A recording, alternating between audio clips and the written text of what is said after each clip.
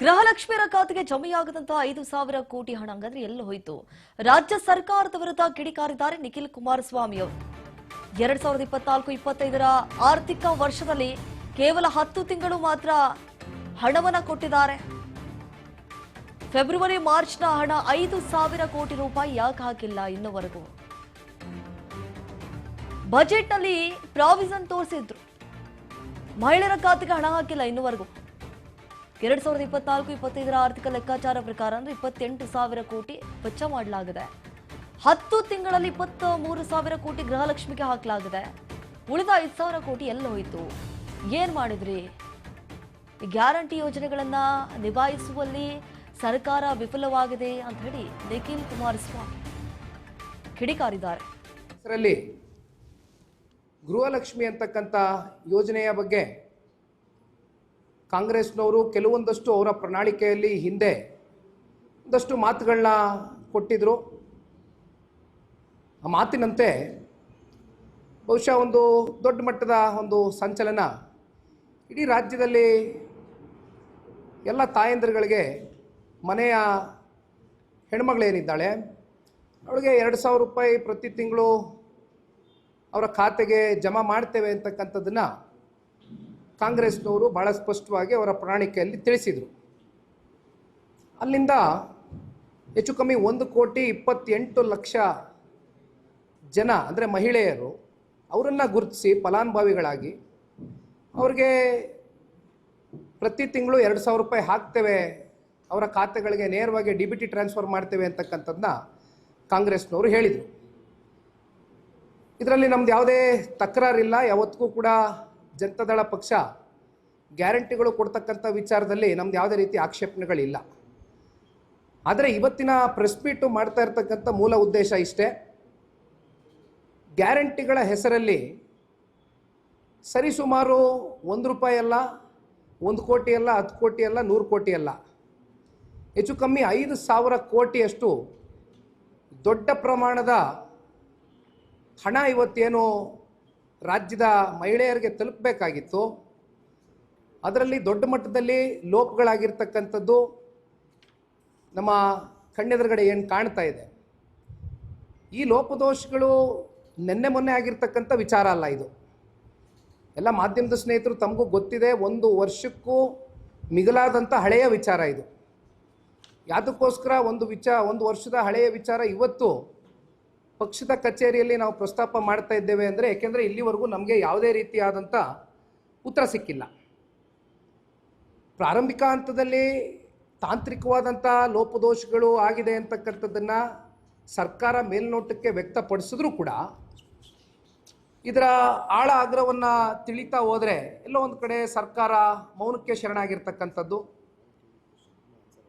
ಮಾನ್ಯ ಈ ರಾಜ್ಯದ ಮುಖ್ಯಮಂತ್ರಿಗಳ ಅಧೀನದಲ್ಲಿ ಬರ್ತಕ್ಕಂಥ ಫೈನಾನ್ಸ್ ಡಿಪಾರ್ಟ್ಮೆಂಟ್ ಏನಿದೆ, ಆ ಫೈನಾನ್ಸ್ ಡಿಪಾರ್ಟ್ಮೆಂಟ್ನ ಅಧಿಕಾರಿಗಳಿರ್ಬೋದು ಅಥವಾ ಮಾನ್ಯ ಮುಖ್ಯಮಂತ್ರಿಗಳೇ ಇದಕ್ಕೆ ಸ್ವತಃ ಅವರ ಒಂದು ಅಧೀನದಲ್ಲೇ ಇರತಕ್ಕಂಥ ಇಲಾಖೆಗೆ ಮುಖ್ಯಮಂತ್ರಿಗಳ ಕಡೆಯಿಂದ ಬರಬೇಕಾದಂಥ ಉತ್ತರ ಇಲ್ಲಿವರೆಗೂ ಕೂಡ ರಾಜ್ಯದ ಜನತೆಗೆ ಸಿಕ್ಕಲಿಲ್ಲ. ಇದು ಬಹುಶಃ ಕರ್ನಾಟಕ ರಾಜ್ಯದಲ್ಲಿ ಅತ್ಯಂತ ಒಂದು ದೊಡ್ಡ ಸಾಂಸ್ಥಿಕ ಹಗರಣ ಅಂತಕ್ಕಂಥದ್ದನ್ನ ಹೇಳಿದ್ರೆ ಬಹುಶಃ ತಪ್ಪಲಾಗಲಿಕ್ಕಿಲ್ಲ. ಕಾರಣ, ನಾನು ಈಗ ತಾನೇ ಮಾತಾಡಬೇಕಾದ್ರೆ ಹೇಳ್ತಾ ಇದ್ದೆ, ನಾವೆಲ್ಲ ಹಿಂದೆ ವಾಲ್ಮೀಕಿನಲ್ಲಿ ಆದಂಥ ಹಗರಣದ ಬಗ್ಗೆ ಚರ್ಚೆ ಮಾಡಿದ್ವು. ಸದನದಲ್ಲಿ ಮಾನ್ಯ ಮುಖ್ಯಮಂತ್ರಿಗಳು ಸ್ವತಃ ಆ ಹಗರಣದ ಬಗ್ಗೆ ಒಪ್ಕೊಂಡಂಥದ್ದು ಕೂಡ ನೋಡಿದ್ದೀರಿ. 10 ಕೋಟಿ, 15 ಕೋಟಿ, 100 ಕೋಟಿ ವಹಿವಾಟಿನ ಹಗರಣ ಅಲ್ಲ ಇದು. ನಮಗೆ ಇಲ್ಲಿವರೆಗೂ ಈ ರಾಜ್ಯದ ಜನತೆ ಕೇಳ್ತಾ ಇರ್ತಕ್ಕಂಥದ್ದು, ನಿಖಿಲ್ ಕುಮಾರಸ್ವಾಮಿನೂ ಒಬ್ಬ ಕನ್ನಡ ನಾಡಿನ ಒಬ್ಬ ಸಾಮಾನ್ಯ ಪ್ರಜೆಯಾಗಿ ತೆರಿಗೆ ಕಟ್ತಾ ಇರ್ತಕ್ಕಂಥ ಹಿನ್ನೆಲೆಯಲ್ಲಿ ತೆರಿಗೆದಾರರ ಪರವಾಗಿ ನಾನು ಒಂದು ಪ್ರಶ್ನೆಯನ್ನು ಕೇಳಲಿಕ್ಕೆ ಬಯಸ್ತೇನೆ. ಸರ್ಕಾರ ಈ 5,000 ಕೋಟಿ ಹಣ ಎಲ್ಲಿಗೆ ಹೋಯಿತು? ಅದನ್ನು ಯಾತಕ್ಕೋಸ್ಕರ ಬಳಕೆ ಮಾಡ್ಕೊಂಡ್ರಿ? ಅಥವಾ ನಿಮ್ಮ ರಾಜಕೀಯದ ಕೆಲವೊಂದಷ್ಟು ದುರುದ್ದೇಶದಿಂದ ಬೇರೆ ಬೇರೆ ಕಡೆ ಏನಾದರೂ ವರ್ಗಾಯಿಸಿದ್ದೀರಾ? ಅಥವಾ ಇನ್ಯಾವುದಾದ್ರೂ ಚುನಾವಣೆಯ ಒಂದು ಪ್ರಚಾರ ಮಾಡ್ತಕ್ಕಂಥದ್ದಕ್ಕೆ ಅಥವಾ ಚುನಾವಣೆಯಲ್ಲಿ ಮತ್ತಷ್ಟು ನಮ್ಮ ತೆರಿಗೆ ಹಣವನ್ನು ಬೇರೆ ಕಡೆ ಏನಾದರೂ ಚುನಾವಣೆ ನಡೆಸ್ತಕ್ಕಂಥದ್ದಕ್ಕೆ ಅದನ್ನು ವರ್ಗಾಯಿಸಿದ್ದೀರಾ? ಏನಾಗಿದೆ ಈ ಹಣ ಅಂತಕ್ಕಂಥದ್ದು ಇಲ್ಲಿವರೆಗೂ 1 ವರ್ಷದಿಂದ ನಮ್ಮ ಯಾರಿಗೂ ಕೂಡ ಉತ್ತರ ಸಿಕ್ಕಲಿಲ್ಲ. ಹಾಗಾಗಿ ಇದಕ್ಕೆ ಉತ್ತರ ಕಣ್ಣಿಡ್ಕೊಂಡು ಹೋಗಬೇಕು ಅಂತಕ್ಕಂಥದ್ದು ನಾವೆಲ್ಲರೂ ಕೂತ್ಕೊಂಡು ಪಕ್ಷದ ವತಿಯಿಂದ ಎಲ್ಲ ನಾಯಕರು ಕೂತು ಚರ್ಚೆ ಮಾಡಿದಂಥ ಸಂದರ್ಭದಲ್ಲಿ ಇದು ಭಾಳ ಗಂಭೀರವಾದಂಥ ವಿಚಾರ ಇದೆ.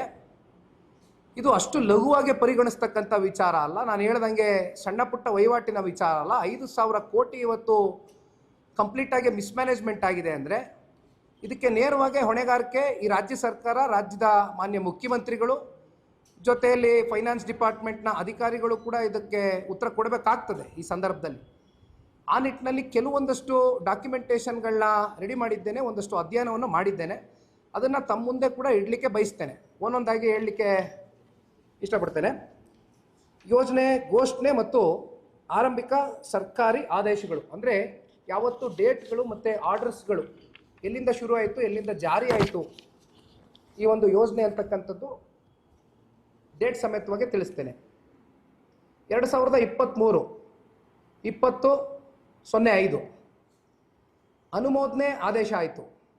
ಅಲ್ಲಿಂದ ಮತ್ತೆ 2023 ಅಂದರೆ ಮುಂದಿನ ತಿಂಗಳು 6/6 ಅಧಿಕೃತವಾಗಿ ಜಾರಿ ಆದೇಶ. ಎಸ್ ನೋಡಿ, ಈಗಾಗಲೇ ನಿಖಿಲ್ ಕುಮಾರಸ್ವಾಮಿ ಅವರು ಕೂಡ ಆಕ್ರೋಶವನ್ನ ವ್ಯಕ್ತಪಡಿಸ್ತಿದ್ದಾರೆ. ಗೃಹಲಕ್ಷ್ಮಿಯರ ಖಾತೆಗೆ ಸೇರುವಂತಹ ಹಣವನ್ನು ಏನ್ ಮಾಡ್ಕೊಂಡ್ರಿ, ಏನ್ ಮಾಡಿದ್ರಿ, ಎಲ್ಲಿ ಹೋಯ್ತು ಹಾಗಾದ್ರೆ 5,000 ಕೋಟಿ? ಯಾಕಂತಂದ್ರೆ ಪ್ರತಿ ಬಾರಿ ಇದೇ ಆಯಿತು ನಿಮ್ದು. ಈ ಗ್ಯಾರಂಟಿಗಳನ್ನ ಯಾವಾಗ ಘೋಷಣೆ ಮಾಡಿದ್ರು ನಿರಂತರವಾಗಿ 1 ವರ್ಷ ಎಲ್ಲವೂ ಚೆನ್ನಾಗಿತ್ತು. ಆಮೇಲೆ 5,000 ಕೋಟಿ ಏನ್ ಮಾಡಿದ್ರಿ? ಇನ್ನೂವರೆಗೂ ಕೂಡ ಗೃಹಲಕ್ಷ್ಮಿ ಖಾತೆಗೆ ಸೇರಿಲ್ಲ ಹಣ. ಎಲ್ಲೋಯ್ತು ಹಾಗಾದ್ರೆ? ಅವೆಲ್ಲವೂ ಕೂಡ ಡೀಟೇಲ್ಸ್ ಕೊಡಿ, ಲೆಕ್ಕಾಚಾರ ಕೊಡಿ, ಆರ್ಥಿಕ ಲೆಕ್ಕಾಚಾರ ಅನ್ನುವಂಥದ್ದು ಈಗ ನಿಖಿಲ್ ಕುಮಾರಸ್ವಾಮಿ ಆಕ್ರೋಶವನ್ನ ಹೊರಹಾಕ್ತಾ ಇರುವಂಥದ್ದು. ಎಸ್, ಇವಿಷ್ಟು ಇವರೆಗಿನ ಪ್ರಮುಖ ಸುದ್ದಿಗಳು. ಮತ್ತಷ್ಟು ಸುದ್ದಿಗಳಿಗಾಗಿ ನೋಡ್ತಾ ಇರಿ ರಾಜ್ ನ್ಯೂಸ್. ಜನಸೇವೆಗೆ ನಾವು ಸದಾ ಸಿದ್ಧ.